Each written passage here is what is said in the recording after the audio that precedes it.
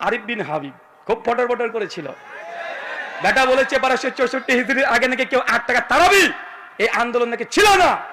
আমি তোমাকে চ্যালেঞ্জ করে বলেছি, মায়ের যদি দুধ খেয়ে থাকো 1284 হিজরির আগে তারাবি, তাহাজ্জুদ, আলাদা নামাজ একটা দলিল তোমার বাপের ঘর থেকে হলেও দিয়ে যাবে।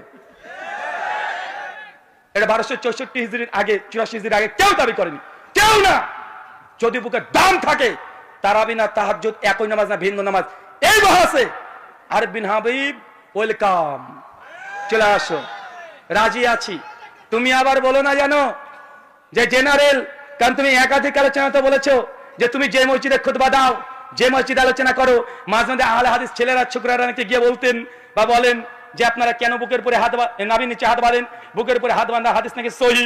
তুমি নাকি বলে অ্যাপস খুলে সব খুলে খুলে হাদিস থেকে বুঝিয়ে দাও। বেটা আমি আহলে হাদিস, আসো একবার বুঝাতে, একবার বুঝাতে আসো। তারাবি তাহাজ্জুদ এক নামাজ না ভিন্ন নামাজ। রমজান মাস, কেননা আগে থেকে তারা শোরগুলো পাকিয়ে দিয়েছে। আর আমি আগে বলেছি ভালো হতে চাই, কিন্তু এই হুজুর আমাকে ভালো হতে দেয় না। আমি কত চেষ্টা করি ভালো হয়ে যাব, বারবার চেষ্টা করি যে আমার এই ভাইদের সঙ্গে ডিবেট বাহাস মোনাজারা করব না, বারবার শুধু পেছনে খুচা দেয়। তো খুচা দিলে তো বাসঝাড় রেডি আছে, রেডি আছে না নাই? তুমি খোঁচাখুচি করবা, বাসঝাড় নেবা না, তোমাকে বাসঝাড় নিতে হবে। আর আমরা দেওয়ার জন্য সবসময় প্রস্তুতি নিয়ে থাকি। তার জন্য আপনি আগে বলে দিয়েছি তারাবি তাহাজ্জুদ যদি দাম থাকে, কিউট ভাই তুমি চলে আসো, না পারলে তোমার প্লে বয়কে পাঠিয়ে দাও, তাও না পারলে নাইট বয়কে পাঠিয়ে দাও, তাও না পারলে আরিফ বিন হাবিব, এখনো তার সঙ্গে ভদ্রতা হচ্ছে, যতদিন সে ভদ্রতা দেখাবে। তারপরে আরো যদি না হয়, তোমাদের কি যেন নাম, আর একটা কি নাম যে ওটা, ও বাচ্চা ছেলে রফিকিকে তো 2017 সালে মালিটোলা মসজিদে সাইজ করে ছেড়ে দিয়েছি, বেচারা তারপর থেকে আর কথা বলে না। লুৎফর রহমান ফারাজি ও লিস্ট থেকে আউট হয়ে গেছে, ওকে মানে মঙ্গল করে খুঁজতে হবে, ওকে দেখাই যায় না। দেখা যায় আর তামিদুল মাওলা ও গায়েব, অদৃশ্য, ও বৃহস্পতি গ্রহে বসবাস করছে এখন। কিন্তু এখন মাঝে মধ্যে একটু উঠবাই লাভ দিত, অনেকটা কমে গেছে। কিন্তু ইদানিং ফেসবুকে আবার শুরু হয়ে গেছে, বড় শয়তানগুলোকে বেঁধে দেয় রমজান আসে, ছোট শয়তান ওরা কিন্তু খুচাখুচি করবে, করে কি করে না। তাই আগে থেকে জানিয়ে দিলাম, पेटी का कुर्सी, कुर्सी का पेटी बांध लीजिए, रमजान आ रहा है, मौसम बिगड़ने वाला है। आगे থেকে রেডি থাকেন, সময় দিয়ে দিলাম 10 দিন সুযোগ পাবা।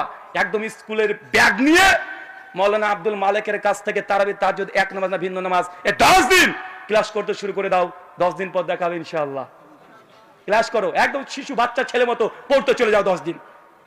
আমি 10 দিন পড়তে পারবো না, 10 দিন আমি আছি, এখানে প্রোগ্রাম আছে, তুমি পড়তে যাও, পড়াশোনা করে আসবে, ভালো করে পড়াশোনা করে আসবে, একদম ভালোভাবে পড়াশোনা করে এসে আহলে হাদিসের জেনারেল শিক্ষিত একজন ছাত্রের কাছে এসে দলিল দিও, তোমার দলিলকে কিভাবে বুঝিয়ে দিতে হয় আমরা ঠিক বুঝাতে পারবো। আল্লাহ সুবহানাহু ওয়া তাআলা আমাদের বোঝার তৌফিক দান করুন, আমিন।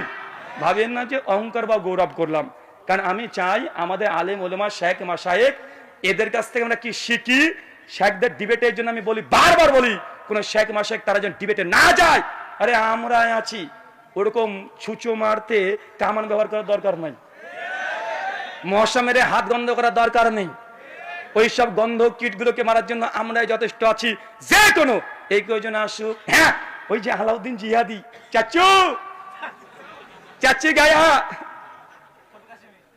শফিক হাশেমি না, হ্যাঁ শফিক হাশেমি, উনি তো বলে রফুলেদের নাকি এক্সপায়ার হয়ে গেছে, মানে আগে ছিল এখন চলে না। বসে রাখো একবার, শফিক হাশেমি হিসেবে একবার বসে রাখেন, চ্যালেঞ্জ করলাম, একবার রফলেন কি মানসুক এই মাসালে বসে রাখেন, বাংলার মানুষকে জানতে দেন তারা কোন হাদিসের প্রতি আমল করে।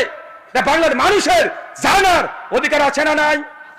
কতদিন আর চাপাবাজি চলবে? মাযহাবের নামে কতদিন চাপাবাজি চলবে?